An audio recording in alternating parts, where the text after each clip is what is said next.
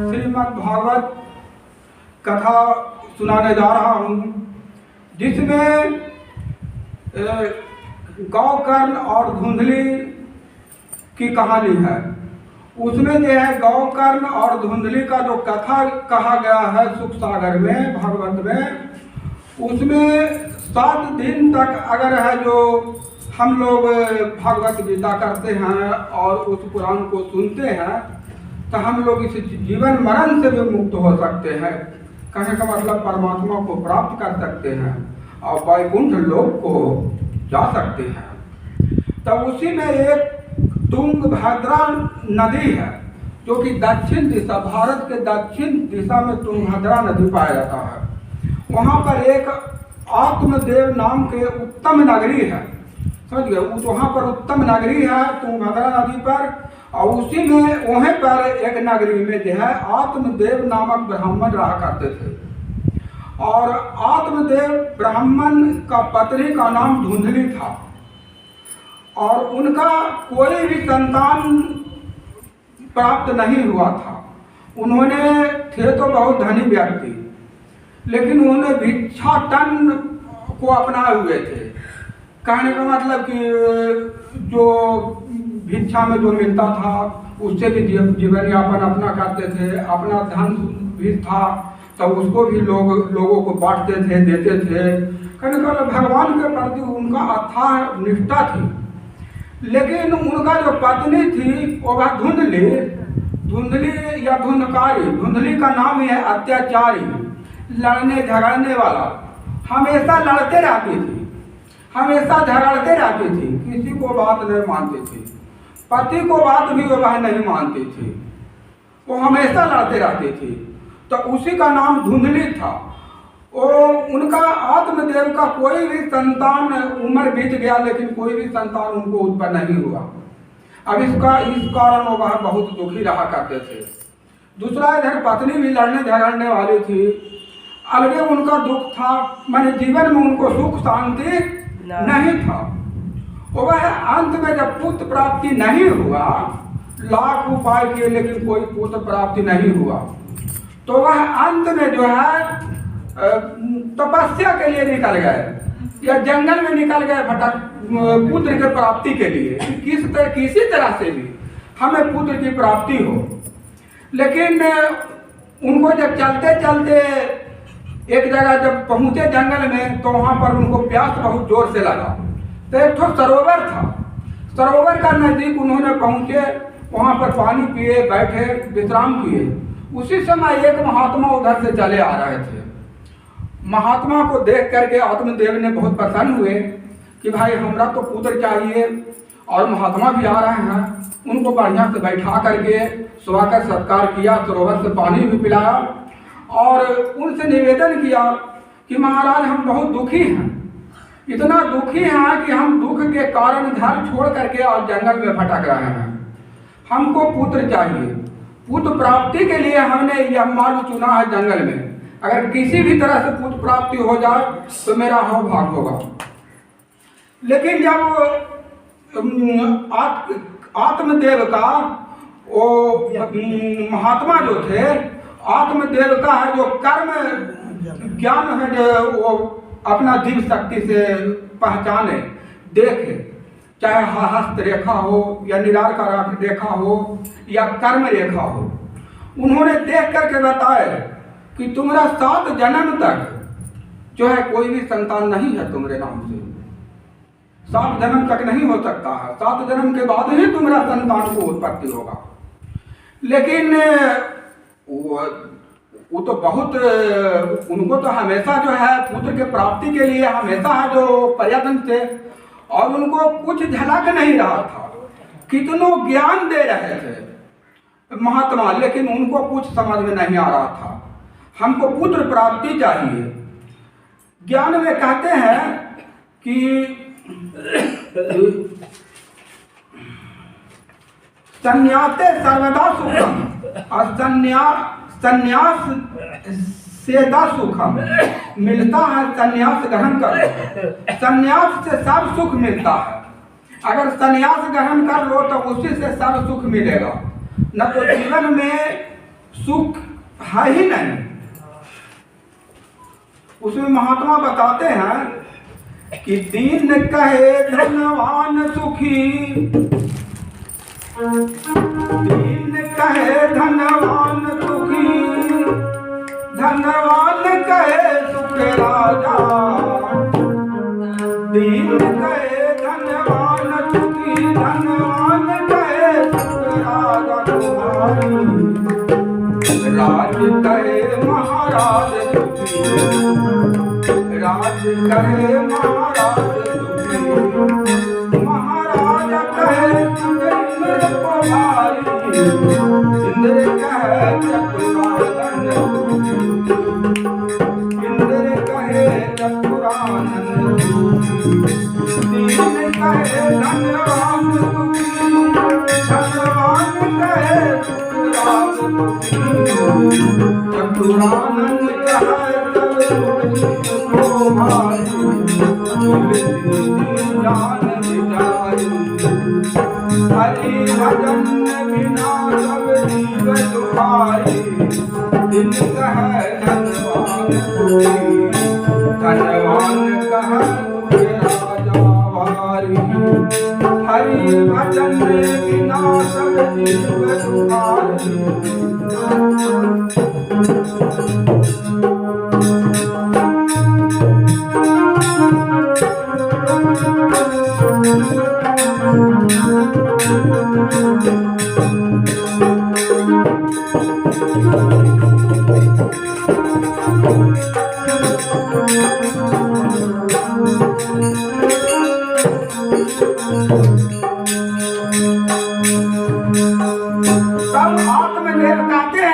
महाराज हमको पुत्र के अलावा कुछ भी अच्छा नहीं लग रहा। आप जो ज्ञान दे रहे हैं हमको कुछ भी अच्छा नहीं लग रहा। मेरे को पुत्र चाहिए, चाहे जिस तरह से हमें पुत्र चाहिए। आत्मदेव कहते हैं गृहस्थ सर तो लोक पुत्र पौत्र साम बिंतम। हमें पुत्र दीजिए, नहीं तो हम आपके चरणों में अपना प्राण त्याग दूंगा। अब उस समय महात्मा भी संकट में पड़ गए। दया बिनु संत कसाई, अदया करी तो आफत आई। महात्मा भी अंदर सोचते हैं मन में कि ये अगर हम दया इस पर नहीं करते हैं तो हम भी तो कसाई कहलाएंगे। दया बिनु संत कसाई और दया करी तो आफत आई। चाहे जितना भी आफत आ जाए लेकिन इस पर तो दया करना ही होगा। अगर दया नहीं करेंगे तो फिर क्या होगा। उसी समय उन्होंने एक फल दिए आत्मदेव को कि इस फल को तुम ले जाकर अपनी पत्नी को खिला दो, तुम्हारा सुंदर पुत्र और सौभाग्यशाली पुत्र पैदा लेगा। आत्मदेव ने उस फल को ले जाकर अपने पत्नी धुंधली को दे दिए। धुंधली जो है वो वह फल खाना नहीं चाहती थी, वह तो फल दे करके आत्मदेव चले गए। लेकिन धुंधली जो है परसव पीड़ा के कारण कि अगर हम फल खा लेते हैं तो हमको परसव कीड़ा होगा, बच्चा पैदा होगा, मल मूत्र कर देगा बिस्तर पर, उसको कौन साफ करेगा, हमसे बर्दाश्त नहीं होगा। दूसरा जो है वो कोख में 9 महीना रखिए और न कोई चीज खाने में बनेगा, न पीने में बनेगा, न कहीं जाने में बनेगा। वो तो औरत थी धुंधली, बहुत लड़ने झगड़ने वाली, हमेशा लड़ते रहती थी। उसको है जो परसव पीड़ा के डर के कारण एक सखी को बुला करके और उन्होंने सारा कहानी कह दी कि अगर हम परसव पीड़ा करते हैं तो हम आजाद नहीं रह पाएंगे। इस चलते हमको पुत्र किया। विधवा रहना अच्छा है लेकिन परसव पीड़ा अच्छा नहीं है। वो ऐसा स्त्री थी। कैसा आदमी बताओ तो। उसी समय उसका एक ठो बहन थी। वह बहन को अपने जो ससुराल में रह रही थी वहाँ बहन के पास धुंधली के पास आई और उन्होंने जब जाना कि बहन को इतना कष्ट है और इस तरह से ये समस्या में है तो उन्होंने बहन से धुंधली से बताई कि मेरा 1 महीना का गर्भ है। अगर है जो पति से छिपा करके और तुम गर्भ को बनाओ किसी तरह से कपड़ा लपेट के या चाहे जैसे हो कि भाई हम है जो गर्भवती हैं, हम फल खा लिए हम गर्भवती हैं और हम 1 महीना के गर्भ हमारा ठहरा हुआ है, हमारा पति को धन दे देना। हमारा पति भी खुश हो जाएंगे और हमारा बच्चा जो है हम तुमको अपना बच्चा दे देंगे। अब ये दोनों में शर्त हो लागू हो गया। अब उस शर्त को मान करके धुंधली जो है, और वही बहन बता दी कि वो जो फल जो लाई दिए हैं तुमको, वो फल को गौ को खिला दो। गौ भी खा लेगी और गौ भी बानी था। आत्मदेव इतना परेशान थे कि उनका तो एक बच्चा था भी नहीं, गौ को भी है जो एक कोई संतान नहीं था, कोई बच्चा नहीं पैदा लेता था। कहीं से फल खरीद के लाते थे तो वो भी सूख जाता था। इतना परेशान थे। अब इस कारण कोई तो दैविक दोष था ही। अब इस कारण वो परेशानी को दूर करने के लिए पुत्र के लालसा रखे हुए थे और उन्होंने फल ला करके दिए। फल नहीं खाई और वो फल गाय को खिला दी। अब उसके बाद जो है कुछ दिन के बाद उसकी धुंधली की बहन की है जो बच्चा पैदा लिया, तो वो बच्चा जो है जहाँ से पैदा लिया वहाँ पर से ला करके धुंधली को दे दिया। अब वहाँ से अब धुंधली जो है अपना पति आत्मदेव को खबर भेजवा दी कि जो हमारा बच्चा पैदा लिया है आप घर पर आ जाएं, कहीं भी विचार से होंगे इधर उधर तो आ जाए। अब वहाँ पर आत्मदेव आ गए तो अपना बच्चा के उस शाम में कि मेरा घर बच्चा पैदा लिया है, वो तो इतना दुखी थे और बच्चा पैदा लिया तो इतना खुश हुए कि बहुत सा ब्राह्मण को धन दान आदि सब दान किए और बहुत सा जग हवन किए। किससे बड़ा तो सौभाग्य और कुछ हो ही नहीं सकता है। उसी समय जो है धुंधली का तो बच्चा वो था नहीं और धुंधली का स्तन से दूध भी नहीं होता था, तो बच्चा दूध कैसे पिएगा। तो उसी समय धुंधली अपना पति से बोली कि अगर है जो हमारा बहन के कुछ दिन पहले बच्चा पैदा लिया था 6 महीना, लेकिन वो बच्चा एक्सपायर करके मर गया था। अब इसके कारण जो है उसके स्तन में दूध है, आपका अगर आज्ञा हो तो हम अपना बहन को बुला लें और बच्चा को दूध पिलाएगी और बच्चा भी स्वस्थ रहेगा। अब आत्मदेव ने आदेश दे दिए कि ठीक है बहन को बुलाओ और बुला करके अपना वो बच्चा को लालन पालन किसी तरह से होना चाहिए। तो अपना बहन को बुला ली और उसके बाद जो है लालन पालन होना शुरू हो गया। उसी समय कुछ दिन के बाद फिर गौ का जो फल खिला दी थी तो उससे एक सुंदर बच्चा पैदा लिया, जिसका कि पूरा शरीर जो है पूरा मनुष्य का था और कान सिर्फ जो है गौ का था। अब यह देख करके आत्मदेव और खुश हुए कि भाई मेरा भी बच्चा हुआ और इधर से गौ का भी मैंने बच्चा दिया है और बहुत अच्छा सुंदर वो भी बच्चा बालक पैदा लिया था। उसको सिर्फ कान जो था वो गौ के था, उसको भी पालन पोषण बहुत अच्छे ढंग से किए। कुछ दिन बीतने के बाद धुंधली जो है वो बहुत अत्याचारी निकला, इतना अत्याचारी निकला कि धुम अज्ञान कला अल्लाहती या तो धुंधली कहने का मतलब धुंधली जो धुंधकारी जो नाम ही है वह जो है अत्याचारी का होता है और वही नाम धुंधली ने उसको धुंधकारी रख दिया। अब वो इतना अत्याचारी था कि जो घर से सारा सामान उठा करके ले जाता था, चोरी डकैती भी करता था और सारा बेसिया को वहां दे देता था। वो 5 गो बेसिया रखे हुए था एक साथ और उसी को सारा धन लुटाता था। इतना अत्याचार करना शुरू कर दिया और चोरी डकैती छीना झपटी, उसके चलते आत्मदेव बहुत दुखी हो गए। इतना दुखी हो गया कि उस समय गौकार ने बहुत समझाया उनको पिताजी को कि सुख संपत्ति और पुत्र से किसी को सुख नहीं मिलता, किसी को सुख नहीं मिलता। इस चलते आपको सबसे अच्छा आपको रास्ता है कि आप वन में जाएं और वहाँ भगवान का तपस्या करें। गौकर्ण कहते हैं कि कोई दुखी कोई मन दुखारी, कोई तन दुखी कोई मन दुखारी, कोई धन बिन रहत उदास, कोई तन दुखी कोई मन दुखी, कोई धन बिन रहत उदास, थोड़े थोड़े सब दुखी दुखी राम के दास। गौकर्ण कहते हैं कि पिताजी कोई तन से दुखी है, इस संसार में जो कलयुग है इस संसार में कोई सुखी नहीं है, सब दुखी है। किसी किसी को तन दुखी, किसी को तन शरीर से दुखी है, धन संपत्ति उनको करोड़ों अरबों के है, लेकिन वो शरीर से स्वस्थ नहीं है, हमेशा दुख रहते हैं। ब्लड प्रेशर बढ़ा हुआ है तो शुगर बढ़ा हुआ है तो ये पेट खराब है तो ये दिक्कत है, लिवर डैमेज कर गया है, परेशान ही परेशान है। उसी तरह से कोई मन से दुखी है, मन से इतना दुखी है कि अब उनको कोई किसी के पास संतान ना है, कोई बच्चा के लिए रो रहा है तो कोई पुत्री के लिए रो रहा है, कोई पुत्र के लिए रो रहा है। इस तरह से सभी लोग दुखी हैं, थोड़े थोड़े सब दुखी हैं। और सुखी राम के दास, जो राम का भजन करते हैं वही इस संसार में सुखी है, दूसरा तो कोई सुख हो ही नहीं सकते हैं।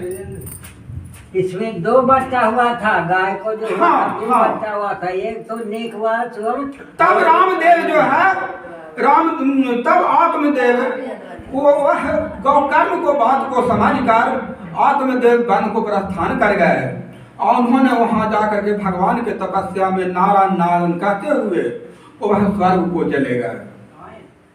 उसी के कुछ दिन बाद है जो धुंधकारी जो था वह अपने माता धुंधली को इतना कष्ट देता था कि रोज घर बाहर से आता था और धुंधली को मारता पीटता था। और उन्होंने धुंधली को जो है वो मार पीट करके गड़ा हुआ संपत्ति बताने के लिए उससे है जो जोर जबरदस्ती करता था कि तुम बताओ गड़ा हुआ संपत्ति गड़ के कहाँ रखा है, उसको बताओ। लेकिन गड़ा हुआ संपत्ति तो है ना। अब धुंधली में एक दिन तो कह करके टाल दी कि भाई गड़ा हुआ संपत्ति कल बता देंगे, कल बता देंगे, आज मारना छोड़ दो, कल बता देंगे। तो उस दिन प्राण बचा ली। लेकिन उसी समय जो है अगले दिन जो है फिर दोबारा वो वहां पर आ गई और है जो माँ को कहने लगी कि तुम हमारा गड़ा हुआ संपत्ति बताओ, नहीं तो तुमको अभी मार देंगे। अब उन्होंने तो उस समय भी कह दिए कि संपत्ति गड़ा हुआ है, लेकिन हमको थोड़ा सोचने का समय तो ख्याल नहीं है, उस दिन भी टाल दिए। उसके बाद यह सोच करके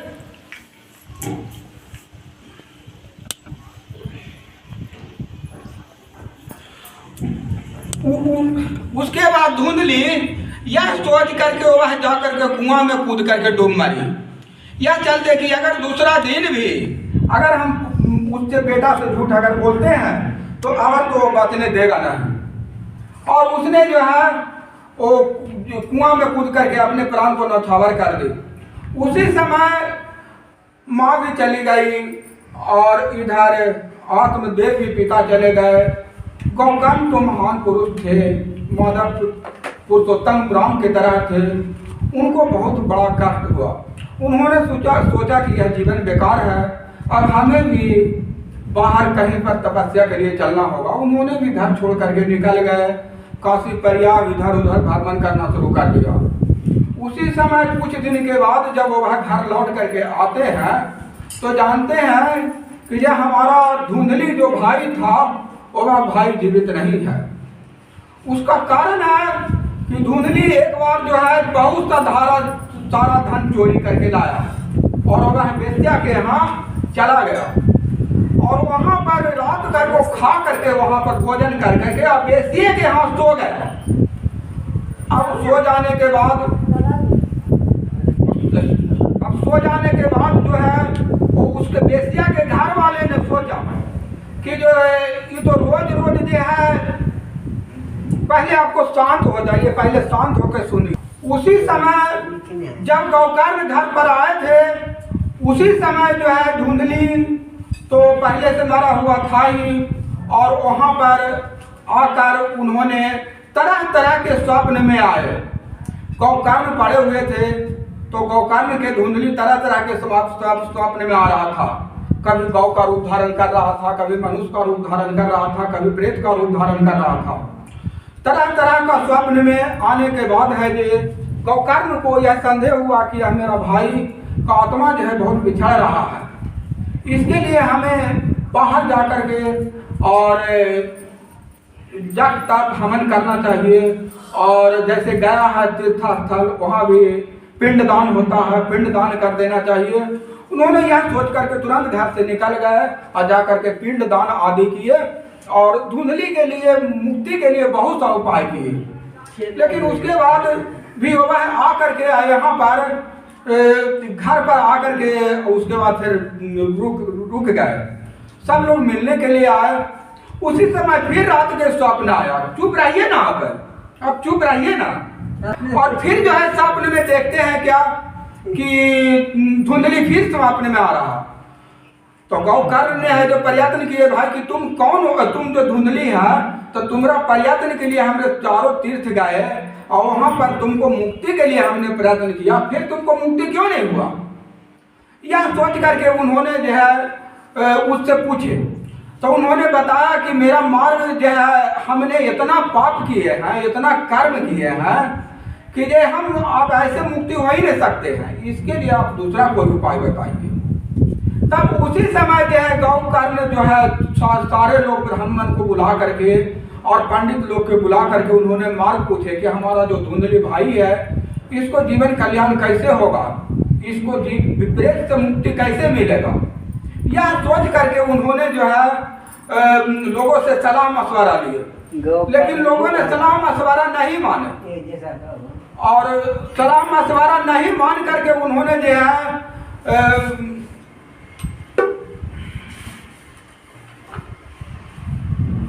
सलाह मशवरा करने के बाद उनको पता चला कि यह सूर्य देव ही बता सकते हैं।